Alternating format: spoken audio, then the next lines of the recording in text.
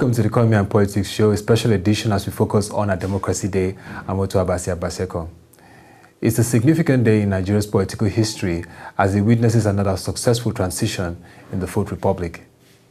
From a relatively credible and peaceful general elections in March 28 and April 11, 2015, Nigeria has come under global attention for demonstrating a nation with prospects of an enduring democracy. As the baton of leadership changes from outgoing President Goodluck Jonathan of the People's Democratic Party to General Muhammadu Buhari, retired of the All Progressive Congress Party, Nigeria faces its own fair share of fundamental and existential socio-economic challenges.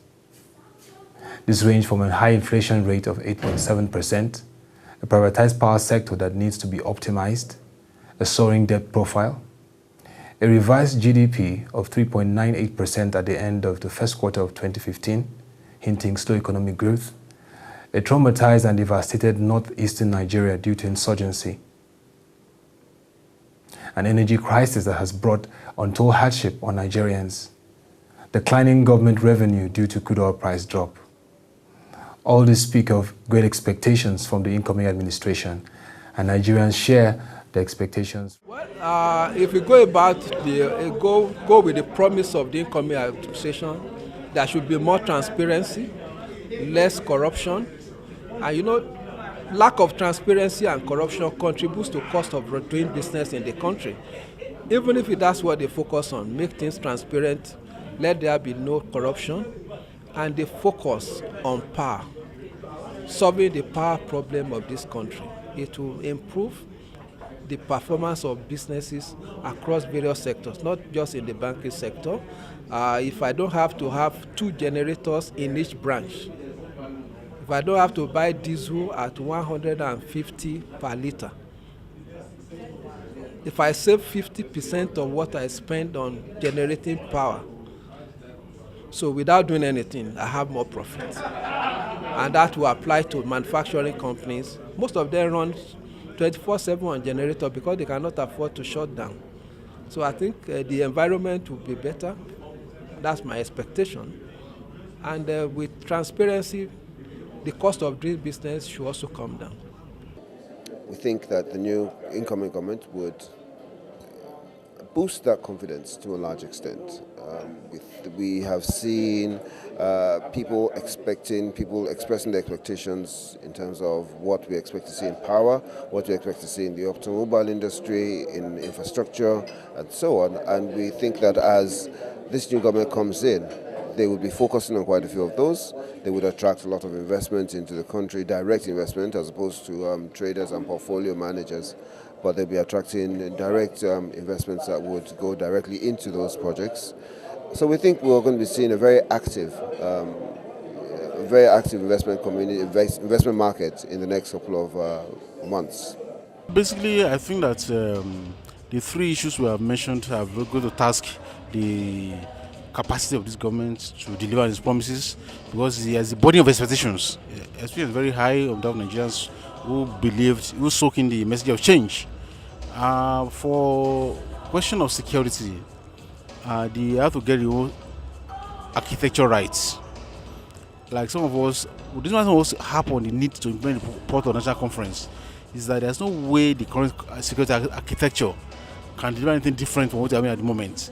In a multi-ethnic, multinational state like Nigeria, you cannot say that you want to, for instance, policing, you want to do a central policing. It can't work. You cannot say that the cost of the insecurity, it's not just about the question of tanks and guns. It has to do with justice. It has to do with the structure of the country. Many of the issues arising are coming out of fault lines. You must address them holistically, and that requires getting the architectural rights, looking at the Port of 21st National Conference, and don't throw into the dustbin because of Jonathan. It was a conference for the country, and that provided a lot of opportunities for us to readdress the structure of this country, to address the architecture of governance and the security architecture, to be able to deliver, to decentralize, so that we can dictate those crimes at local level. You cannot begin to say you're going to take a policeman from Oyo State to go and take care of security in Sambisa Forest. He doesn't understand the language. So that's very clear and important. As for the question of corruption, that's a very tall order. Because, yes, General Buhari has harped so much on anti-corruption and it's coming to strong anti-corruption credentials. But when you look at the surroundings and the forces that got in the presidency, fighting corruption holistically will be difficult affair. I said we want to do selective corruption, or we want to begin to have a kingdom divided against itself. And so, but I believe that, I hope also that the anti-corruption does not become a major distraction or an attempt when you get there now and so that you cannot deliver on your promises, to think that it can begin to excite the people to say you are proving the past. That will not deliver it, because yes, we need to stop corruption in society, but at the same time governance has to go on. So if you spend all your time saying that, oh, you all want to do is to excite, oh, they have caught some thieves, oh, some people have been sent to prison, that will not fix schools, that will not fix the roads, that will not be my electricity. So there has to be a balance. Yes, we must make examples of those who have stolen our money, but there's a way it gets consumed about that you're also able to do on governance. Well, in terms of unemployment, again, there's no way you're going to generate employment in this economy without going to the conference reports. You cannot rely on selling crude oil. I want to create employment. It's not possible. The way to create employment is what the conference has said. Allow production to begin to go on.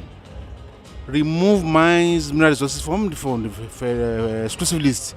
Take them to the states as a concurrent list, so that states can begin to extractive industry to begin to bring out those things under their soil and begin to expand the productive capacity of our economy. For instance, you are talking of increasing the power of the naira. For as long as the economy is not back with production, there is no way your naira is going to have strength. Once you rely on selling oil, whose price you don't determine, once the price falls, your currency falls. So there's a need to begin to allow productive activities to go on. And you cannot do that without thinking of the constitution. And that's why the question of the conference reports still remains the way forward for this country. And if we neglect that and say we want to bring about change, that'll be tall order. There are some critical sectors in this country that goes without saying.